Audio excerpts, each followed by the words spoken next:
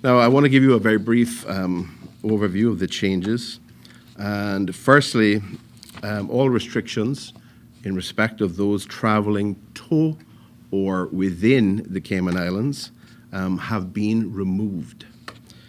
This means travelers are no longer required to apply for a travel declaration, will no longer, as of the 24th, be required to apply for a travel declaration, travel request, or show proof of vaccination upon arrival in the Cayman Islands. Secondly, there is no longer, or there will no longer be a requirement for people to test once they have completed their isolation period, having been found to be infected. However, all persons who have tested positive are required to isolate for a period of not less than 7 days. Thirdly, close contacts of people testing positive for COVID-19 can continue to work, attend school, given on the basis that they complete a daily lateral flow test and obviously obtain a negative result.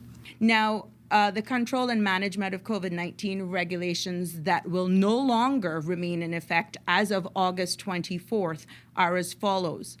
There are no longer any restrictions on public gatherings, whether land or sea, indoors or outdoors. Now, mask wearing remains discretionary in churches and restaurants or bars. However, what remains will be mask wearing for persons visiting healthcare facilities, residential homes, places of detention, and prisons. And we'll get some more information under that under the COVID management regulations number 4 that is scheduled to expire then on the 24th of October or until, Cabinet decides whether or not that can be removed a little earlier. Now, restrictions around sporting activities, public transport, scuba diving, hookah, shisha pipes, boating, fishing, travel between the islands have been repealed in the proposed coming regulations. That means we have returned the responsibility to the people of the Cayman Islands and expect that each of us will remain cognizant, nevertheless, of COVID-19 as we perform in our day-to-day activities.